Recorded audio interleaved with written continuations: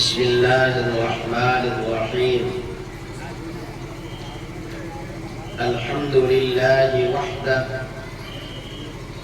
والصلاة والسلام على من لا نبي بعده، محمد وآله وصحبه أجمعين. أما بعد، فأعوذ بالله من الشيطان الرجيم. بسم الله الرحمن الرحيم. إذ قال له ربه أسلم قال أسلمت لرب العالمين. وقال سبحانه وتعالى ربنا إني أسكنت من ذريتي بواد غير ذي زرع عند بيتك المحرم ربنا ليقيموا الصلاة فاجعل أفئدة من الناس تهوي إليهم وارزقهم من الثمرات لعلهم يشكرون. صدق اللہ العظیم. نہ یہ دن نہ یہ رات باقی رہے گی، نہ یہ دن نہ یہ رات باقی رہے گی، بس اللہ کی ذات باقی رہے گی. نہ گردش میں صدیوں زمانہ رہے گا، نہ گردش میں صدیوں زمانہ رہے گا، صدا تو کسی کا نہ سکہ چلے گا. ہمیشہ نہ کوئی جنازہ اٹھے گا، نہ خوشیوں کی بارات باقی رہے گی، بس اللہ کی ذات باقی رہے گی. بہار دنیا ہے چند روزہ، نہ چل یہاں سر اٹھا اٹھا کر. بہار دنیا ہے چند روزہ، نہ چل یہاں سر اٹھا اٹھا کر. خدا نے خود مٹا دیے ہزاروں نقشے بنا بنا کر. بہت ہی عزت و احترام کے قابل اسٹیج پر تشریف فرما میرے دینی علماء کرام اور میرے سامنے تشریف فرما میرے دینی اسلامی بھائیوں، بزرگوں، پیارے بچوں، نوجوان ساتھیوں. بات شروع کرنے سے پہلے علی پورہ کے مسلمانوں میں آپ سے ایک بات کہنا چاہتا ہوں. جہاں تک میری آواز پہنچ رہی ہے، جن جن کانوں سے جا کر میری آواز ٹکرا رہی ہے، وہ ذرا دھیان سے اچھی طرح سنیں. گاؤں دیہات کے لوگ پہلے تو بہت سیدھے سادے ہوا کرتے تھے، لیکن اب نہیں ہوتے. ایک زمانہ تھا کہ گاؤں کے لوگ بہت سیدھے سادے ہوا کرتے تھے. آپ کو ایک واقعہ سناتا ہوں. ایک شخص تھے دیہات کے رہنے والے. انہوں نے کبھی اپنی زندگی میں آئینہ نہیں دیکھا تھا. بھائی علی پورہ کے مسلمانوں آئینہ تو جانتے ہیں؟ ارے آئینہ جانتے ہیں؟ شیشہ. کبھی اپنی زندگی میں آئینہ نہیں دیکھا تھا. اتفاق سے ایک دن وہ شہر میں چلے گئے.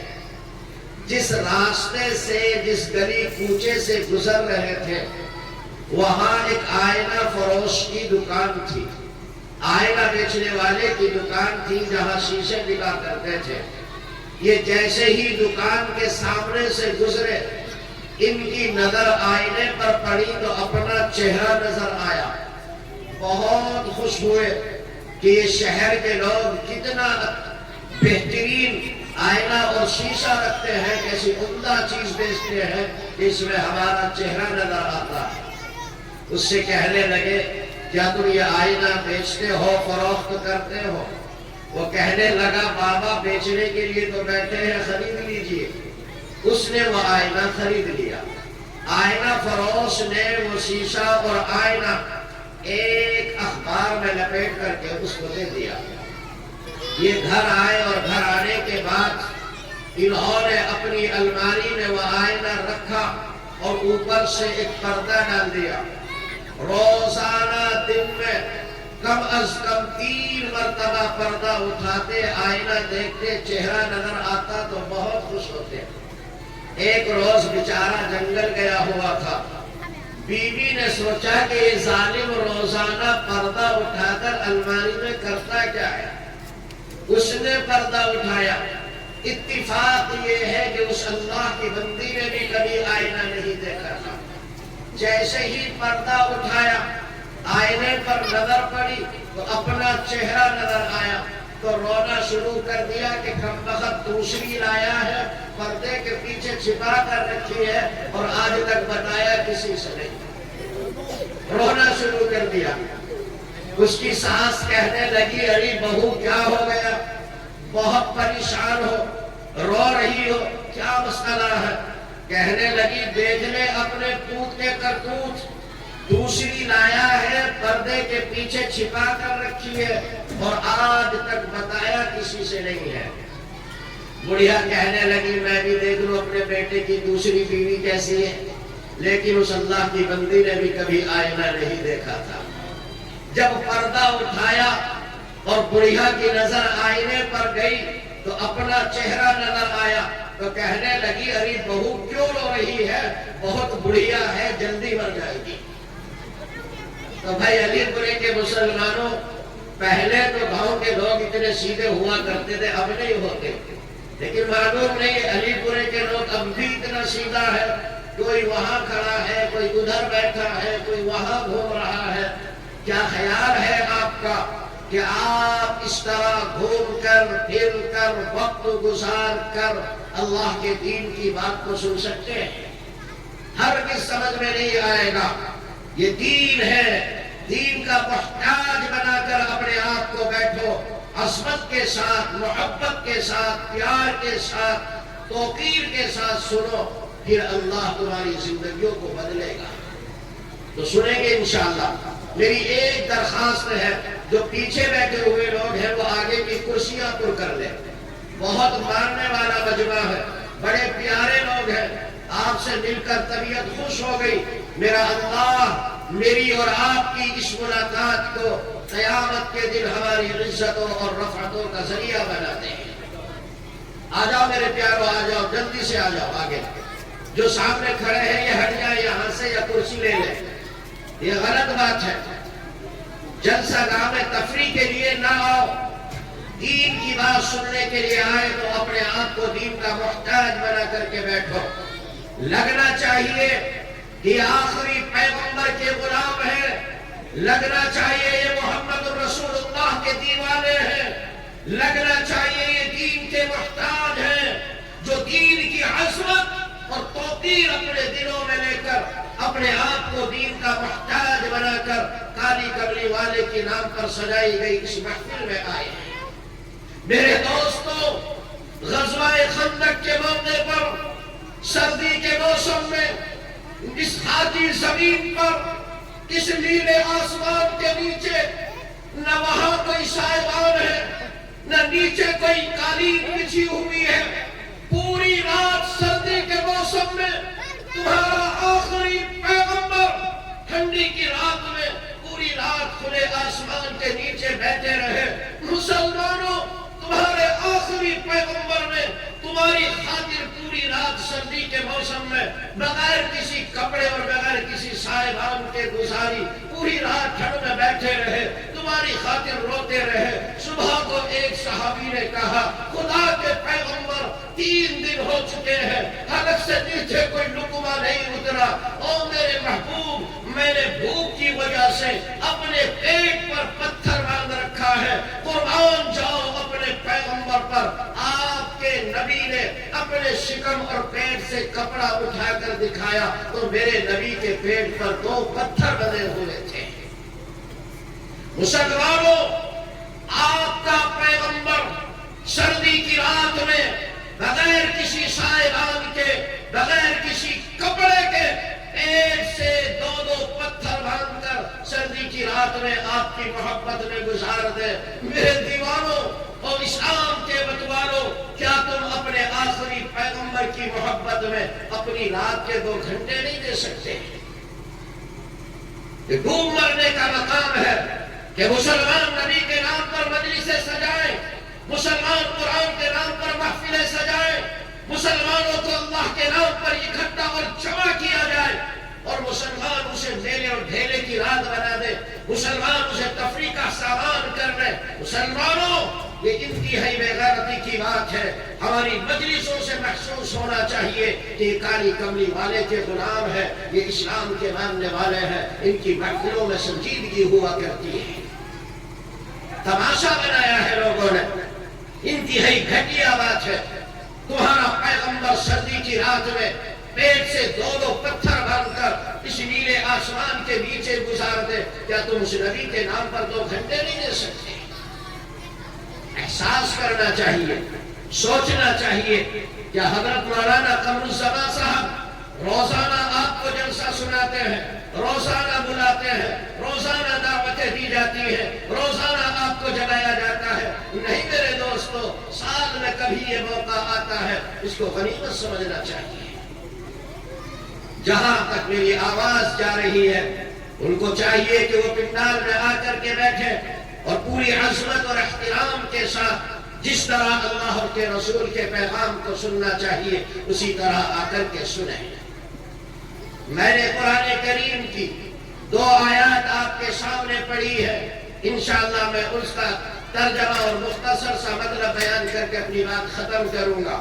میرے بھائیوں، اللہ تبارک و تعالیٰ کو بندے کی ایک ادا بہت پسند ہے، بہت پیار آتا ہے مالک کائنات کو، بہت رشک آتا ہے ملائکہ کو بندے کی ایک ادا پر کہ جب اللہ کے بندوں کے سامنے اللہ کا کوئی حکم آتا ہے، اللہ کے بندوں کے سامنے رب کا کوئی پیغام آتا ہے، اللہ کے بندوں کے سامنے رب کا کوئی حکم اور آرڈر آتا ہے، اور یہ اللہ کے بندے اپنے رب کے حکم کو ماننے کے لیے فوراً آمادہ اور تیار ہو جاتے ہیں۔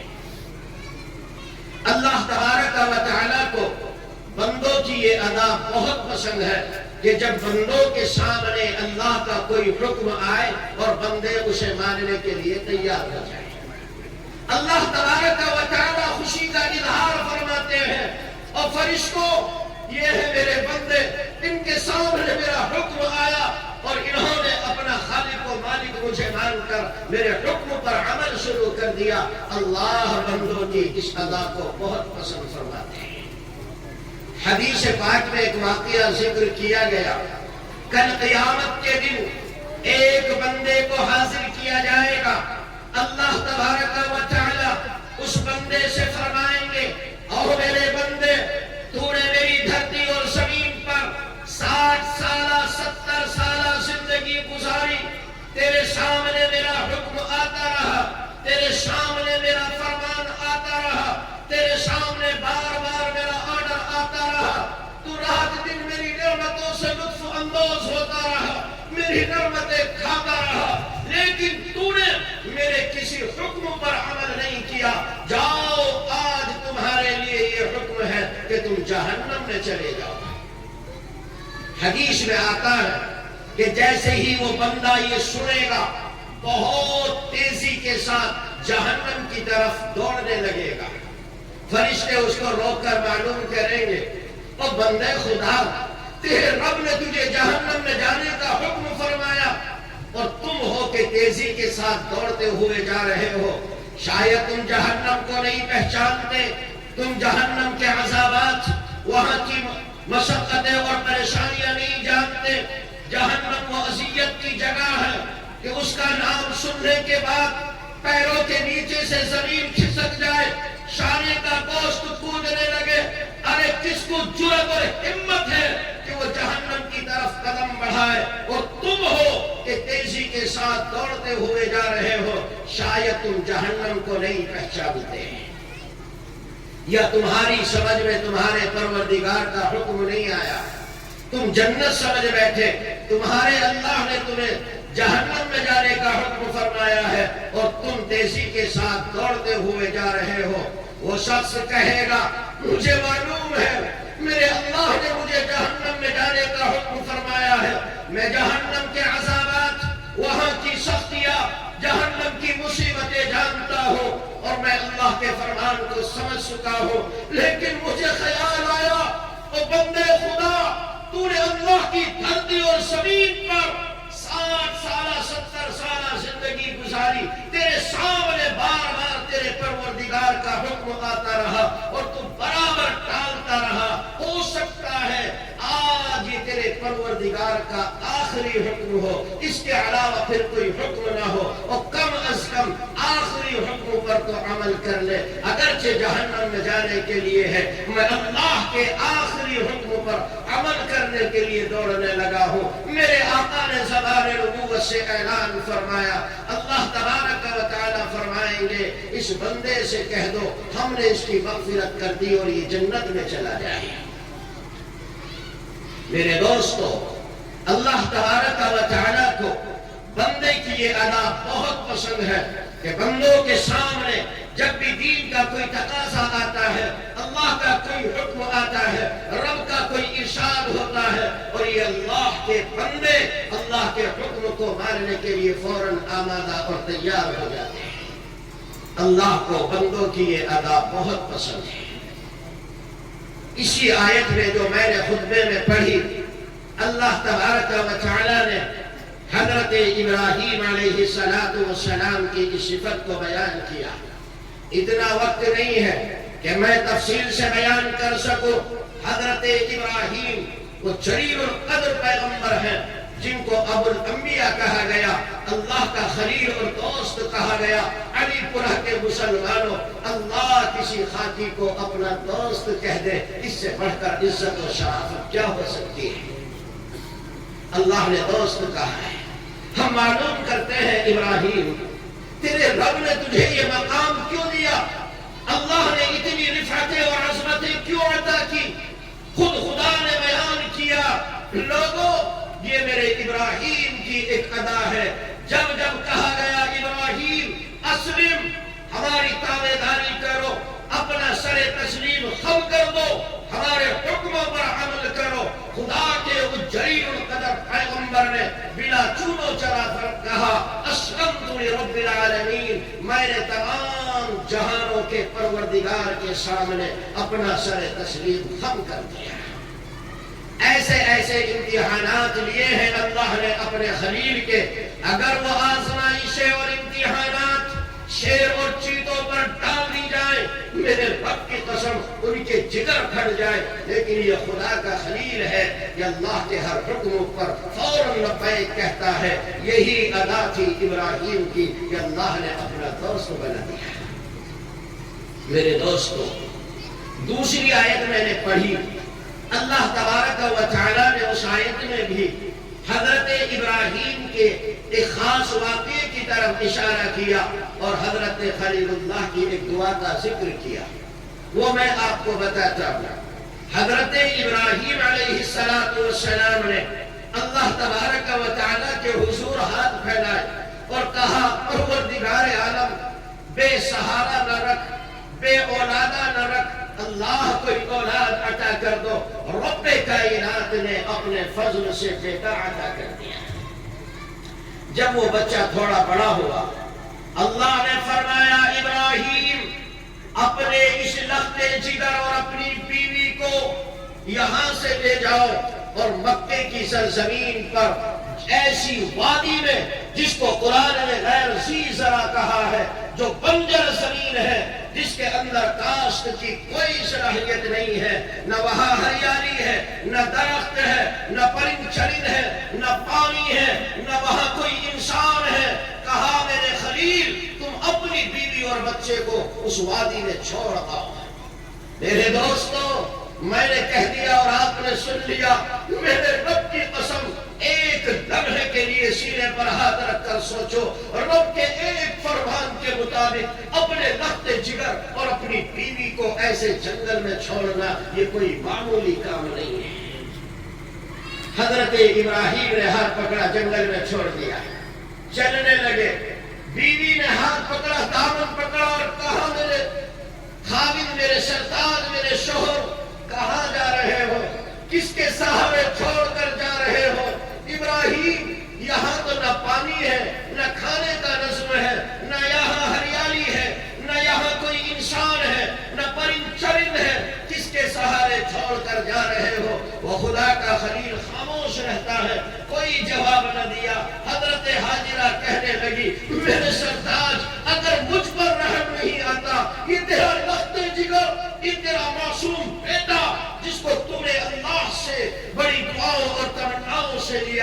کم از کم اس پر تو ترس کھا لو، کچھ تو سوچو۔ حضرت ابراہیم اب بھی خاموش رہتے ہیں۔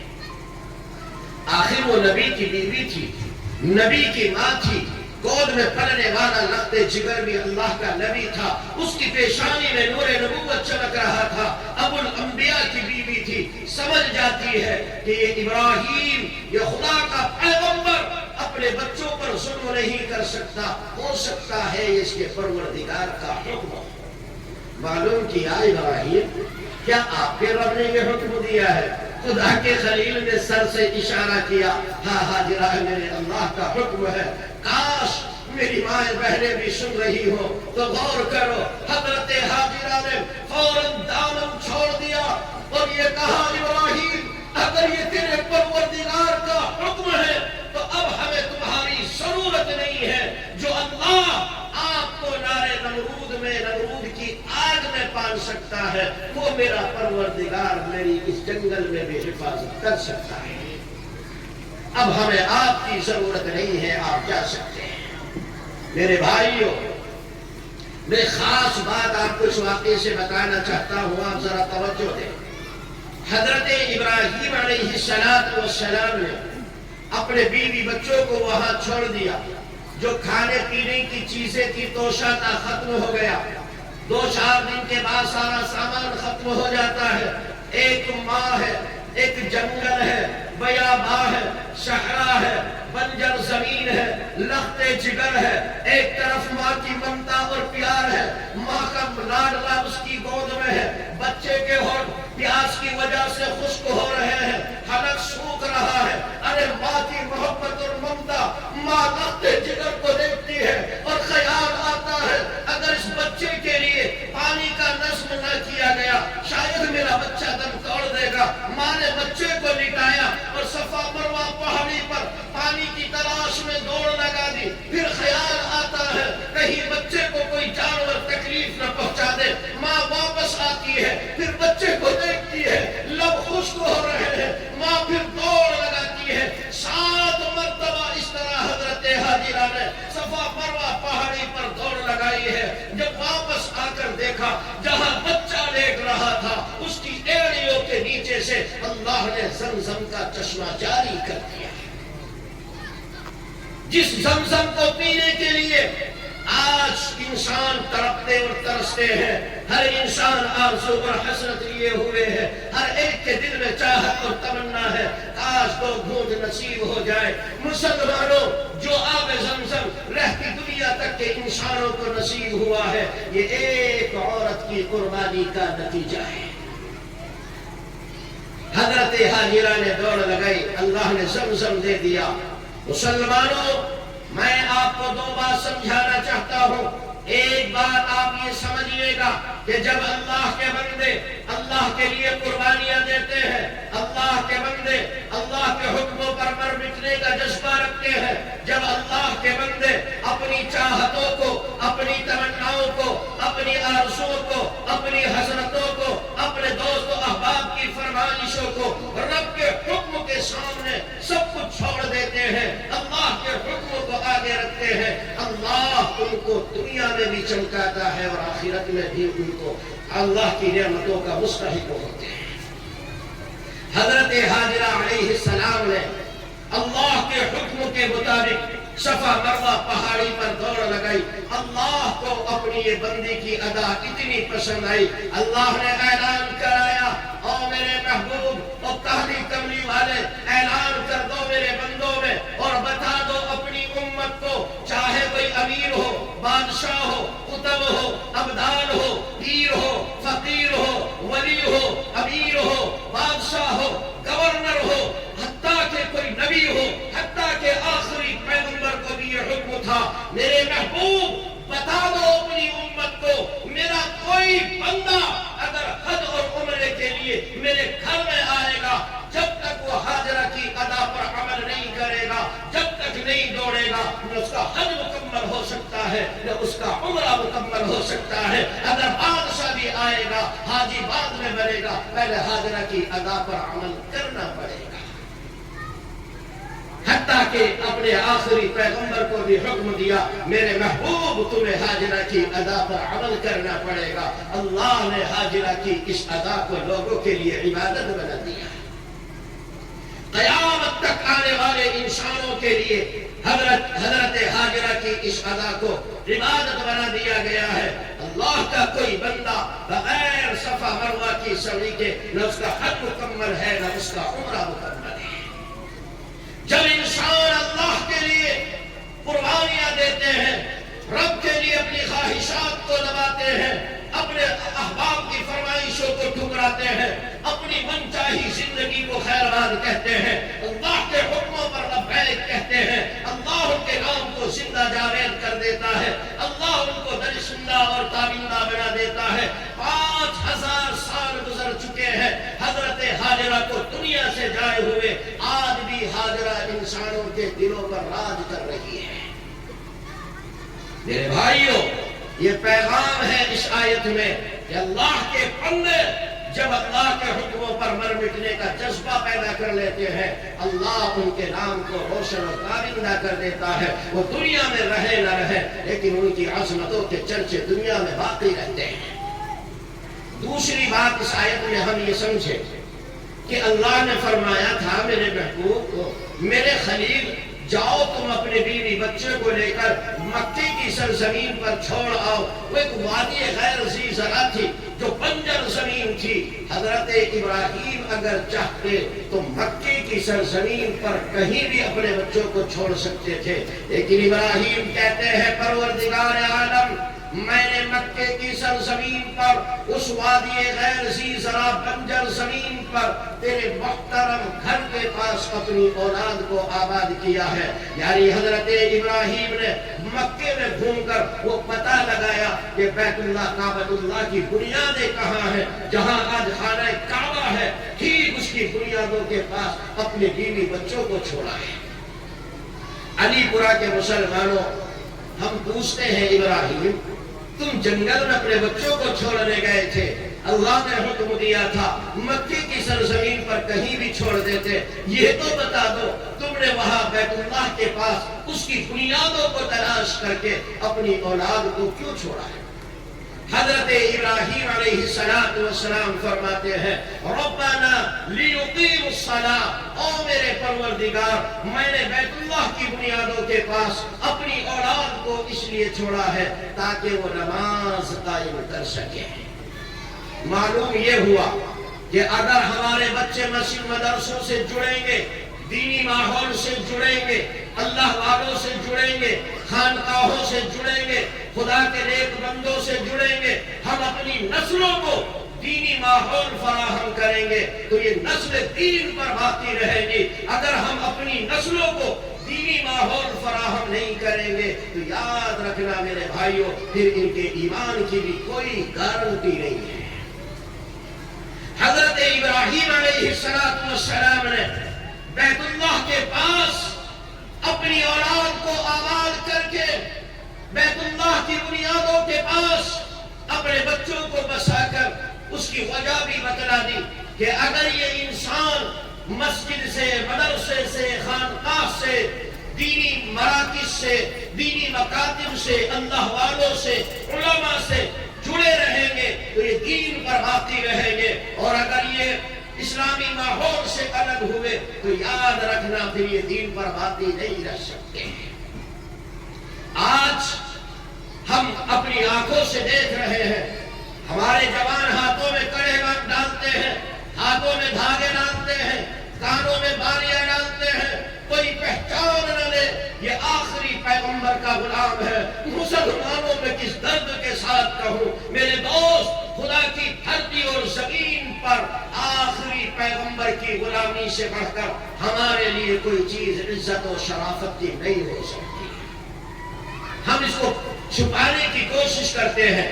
اگر یہی نسل حضرت ابراہیم کے اس پیغام پر عمل کرے اور مسلمان لازم کر لیں ہم اپنے بچوں کو دینی ماحول فراہم کریں گے، مسجد مدرسے کا ماحول ہم ان کو دیں گے، ہم اپنے بچوں کو دینی مکاتب اور مراکز میں بھیجیں گے، یاد رکھنا یہ دین پر باقی رہیں گے۔ حضرت ابراہیم نے صاف بتایا، اللہ میں نے تیرے محترم گھر کے پاس اس لیے آباد کیا تاکہ یہ میرے بچے نماز قائم کر سکیں۔ بچے مدرسے میں نہیں جائیں گے، مکتب میں نہیں جائیں گے، یہ قرآن نہیں پڑھیں گے، دینی تعلیم حاصل نہیں کریں گے، نبی کی سیرت نہیں پڑھیں گے، علماء کے پاس نہیں بیٹھیں گے، اللہ والوں کی صحبت اختیار نہیں کریں گے، علماء کے پاس جا کے مسائل نہیں حاصل کریں گے، تو یاد رکھنا میرے بھائی، دین پر باقی رہنا تو بہت دور کی بات ہے۔ صحیح بات تو یہ ہے کہ ان بچوں کو کلمہ تک بھی یاد نہیں رہے گا۔ تو ہم یہ طے کریں کہ اگر ہمیں اپنی نسلوں کو دین پر باقی رکھنا ہے تو ہم ان کو دینی ماحول فراہم کریں گے انشاءاللہ۔ اس کے لیے ہمارے علماء نے جگہ جگہ مکتب اور مدرسوں کا نظام چلایا ہے۔ یاد رکھنا مسلمانوں، میں آپ کی ایک غلط فہمی اور دور کرتا چلوں۔ عام طور پر لوگ یہ کہتے ہیں مولانا اب مدرسوں کا وہ نظام نہیں رہا، اب مدرسوں کی وہ صورتحال نہیں، اب مدرسوں کا وہ کردار اور ان کی وہ خدمات نہیں۔ لیکن یاد رکھنا، میں اس رات کی تاریکی اور سناٹے میں علماء کی موجودگی میں کہہ رہا ہوں، ہمارے اکابر نے جس مشن کو لے کر کے مدرسے قائم کیے تھے، ہمارے اکابر نے جو منصوبے سامنے رکھ کر اور مدرسے کے جو مقاصد و اغراض سامنے رکھ کر مدرسے کو قائم کیا تھا، میرے اللہ کی قسم میں ببانگ دوہل کہہ رہا ہوں، یہ ایک بھی مدرسہ اپنے مقصد سے 1 انچ بھی نہیں ہٹا ہے۔ مدرسے کا مقصد ہے مسلمانوں کے بچوں کو قرآن پڑھانا، مدرسوں کا مقصد ہے ان کے دل میں نور ایمانی کی شمع روشن کرنا، مدرسوں کا مقصد ہے آخری پیغمبر کی محبت پیدا کرنا، مدرسوں کا مقصد ہے ان کے ایمان اور اسلام کا تحفظ کرنا، مدرسوں کا مقصد ہے ان کو قرآنی تعلیم سے آراستہ کرنا، آخری پیغمبر کا غلام بنانا، ان کے ایمان اور اسلام کا تحفظ کرنا۔ اللہ کی قسم، جو مدرسوں کا مشن تھا، مدرسہ 1 انچ بھی اپنے مشن سے نہیں ہٹا ہے۔ وہ الگ بات ہے کہ مرور زمانہ کی وجہ سے کچھ تبدیلی ہو سکتی ہے، کچھ رفتار سست پڑ سکتی ہے، لیکن جو مشن اور مقصد ہے، جو اغراض ہے، اس اغراض اور مقاصد سے مدرسہ نہیں ہے۔ اور آج میں برادران وطن کو بھی بتانا چاہتا ہوں، جن جن کانوں سے جا کر میری آواز ٹکرا رہی ہے، میں ان تک یہ پیغام پہنچانا چاہتا ہوں، مدرسے کا ایک اہم مقصد یہ ہے کہ مدرسے کے ذریعے ملک کو اچھا شہری نصیب ہوتا ہے۔ یہ مقصد ہے مدرسے کا، اس مقصد میں مدرسہ اپنے 1 انچ بھی نہیں ہٹا، آج بھی ملک کو سب سے اچھا شہری مدرسہ فراہم کرتا ہے۔ آج 26 جنوری سب نے منایا ہے، میں آپ کو بتا دوں، جب انگریزی حکومت تھی، انگریز تمہارے ملک پر قابض تھا، اس کی سوچ اور فکر اور اس کے مظالم اور اس کی تدبیریں اور اس کا جال اس طرح ہندوستان کے لوگوں پر پھیل چکا تھا، اور ایسا روب اور دبدبا ہندوستان کے ہر باشندے پر آ چکا تھا۔ ہندوستان کے لوگ اپنا ضمیر بیچ چکے تھے، ہندوستان کے لوگ اپنے ضمیر کے سودے کر چکے تھے۔ میرے بھائیوں، اگر 2 بھائی آپس میں گھر میں بیٹھے ہوئے ہیں، ان دونوں کو یہ جرأت اور ہمت نہ ہوتی تھی کہ وہ انگریز حکومت کے خلاف اپنے گھر میں بیٹھ کر دونوں آپس میں بات کر سکے۔ وہ ایک دوسرے سے ڈرتے تھے، نہیں معلوم ان دونوں میں سے کون انگریز کا جاسوس ہے۔ یہ صورتحال تھی، لیکن ایک مدرسے کا پڑھا ہوا حضرت مولانا ابوالکلام آزاد، ان کی جو عدالت کی تقریر ہے قول فیصل کے نام سے چھپی ہوئی ہے، پڑھو ان کی تقریر کو۔ انگریز کی حکومت ہے، انگریز کی عدالت ہے، کرسی پر بیٹھا ہوا جج انگریز کا ہے۔ میرے بھائیوں، اس کی حکومت میں، اس کی عدالت میں، اس کے جج کے سامنے جو مولانا نے تقریر کی اور انگریز حکومت کو للکارا اور یہ پیغام دیا، اور انگریز حکومت کان کھول کر سن لے، جب تک ابوالکلام کی جان میں جان رہے گی، خون کے آخری قطرے تک تیری مخالفت کرنا اپنا فرض سمجھو گا، جب تک تم اس ملک سے نہیں جاؤ گے ہم مسلمان چین سے نہیں بیٹھ سکتے۔ یہ مدرسے کا پڑا ہوا سچا شہری ہے کہ ایسے وقت میں انگریز کی حکومت اور عدالت میں کھڑے ہو کر جس نے ملک کی آزادی کا اس کے سامنے اس پرزور لفظوں میں اپنا موقف پیش کیا ہے کہ دوسرے کو گھر بیٹھ کر اس کو کہنے کی جرت نہیں تھی۔ کیا سمجھتے ہیں آپ مدرسوں کو؟ مدرسہ امت کو ایک سے ایک عظیم شہری دیتا ہے، ملک کا سچا وفادار دیتا ہے، مدرسہ ملک کی خدمت کرنے والے لوگ پیدا کرتا ہے، مدرسہ وہ لوگ دیتا ہے جو ماں کے قدموں پہ زبان لگاتے ہیں، ماں کے قدموں کو چومتے ہیں، ماں کے قدموں پیروں کو دباتے ہیں، جو باپ کو اپنے سر ماتھے پر بٹھا کر رکھتے ہیں۔ یاد رکھنا میرے بھائی، اگر تم نے مدرسے کی زندگی گزاری ہوتی، تمہاری اولاد نے مدرسے کی زندگی گزاری ہوتی، تو ہندوستان کے ہر مسلمان کو معلوم ہوتا کہ مدرسہ انسان سازی کا کیسا بہترین مرکز ہے۔ ہم بھول چکے ہیں مدرسے کی عظمت کو۔ یاد رکھنا مدرسہ اپنے مشن سے نہیں ہٹا۔ مدرسے کا جو مشن ہے، ہمارے بزرگوں نے اس کے جو اغراض و مقاصد متعین کیے تھے، تھوڑی رفتار کم ہو سکتی ہے لیکن مشن میں کوئی تبدیلی نہیں آئی ہے۔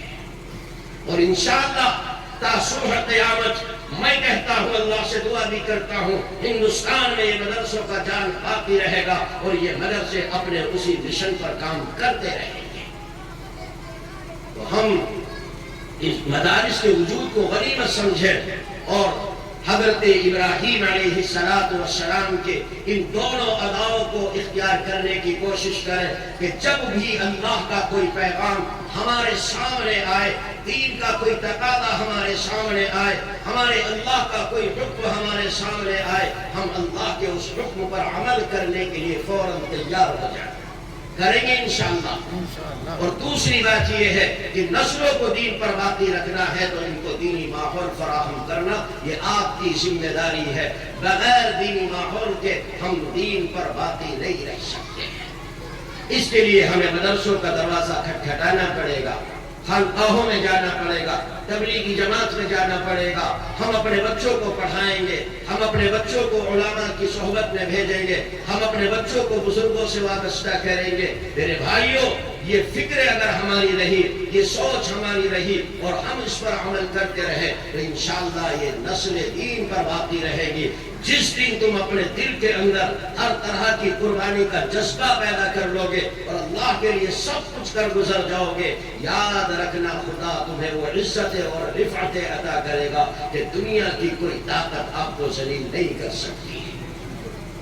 کریں گے انشاءاللہ۔ میرے بھائیوں، یہ مدرسہ ہے حضرت ام سلمہ رضی اللہ عنہا جو نبی علیہ السلام کی زوجہ اور امت کی ماں ہے، ان کے نام پر بچوں کا یہ مدرسہ قائم کیا گیا ہے۔ مولانا قمر الزمان صاحب آپ کی بچیوں کو وہاں پڑھاتے ہیں، قرآنی تعلیم دیتے ہیں، نبی کی سیرت پڑھاتے ہیں، احادیث پڑھاتے ہیں۔ غرض یہ ہے کہ ہماری بچیوں کو جن بنیادی اور ضروری تعلیم کی ضرورت ہے وہ تعلیم وہاں فراہم کی جاتی ہے، اور سب سے اچھی بات ہے کہ دینی ماحول فراہم کی ہو رہا ہے جس کی وجہ سے نسلیں ارتداد سے اور اپنے اسلام کو نیلام کرنے سے بچ جائیں گی۔ تو بھائی ہم مدرسے کو آگے بڑھائیں گے انشاءاللہ۔ مدرسہ چلنا چاہیے نہیں چلنا چاہیے؟ ہاتھ اٹھا کے بتاؤ کون کون چاہتا ہے مدرسہ چلنا چاہیے؟ ارے واہ! اچھا، میں نے ایک بات کہی تھی کہ علی پورے کے لوگوں پہلے تو لوگ گاؤں کے بہت سیدھے سادے ہوا کرتے تھے، اب نہیں ہوتے۔ ایمانداری سے بتاؤ، مدرسے میں پہیے لگے ہوئے خود ہی چل جائے گا یا چلانا پڑے گا؟ اور چلانے کے لیے پہیے لگانے ہیں یا چندہ دینا ہے؟ جلدی بتاؤ۔ چندہ دینا ہے کوئی اللہ کا نیک دل بندہ جو اپنی مرضی سے کھڑے ہو کر یہ اعلان کر دے کہ مولانا اتنے پیسے میں مدرسے کو دے دوں، 1000 روپے، 2000 روپے، 1500 روپے، 2500 روپے، جو آپ کی حیثیت ہو، سب سے پہلے کھڑے ہو کر اعلان کرو یا نقد لے آؤ۔ جی، ہر آدمی نیت کرے اور اپنے اپنے دل میں یہ جذبہ لے کر کے جائے کہ جب جب مدرسے کا کوئی تقاضا ہوگا مولانا ہم سے ملیں گے، کہیں گے، ہم دل کھول کر انشاءاللہ مدرسے کا تعاون کریں گے اور اپنے اس مدرسے کو پروان چڑھائیں گے۔ جو کچھ میں نے کہا میرا اللہ مجھے بھی آپ کو بھی عمل کی توفیق عطا فرمائے۔ اب تو چلتے ہیں میں قدے سے نیر، پھر ملیں گے گر خدا لایا۔ وآخر دعوانا ان الحمد للہ رب العالمین۔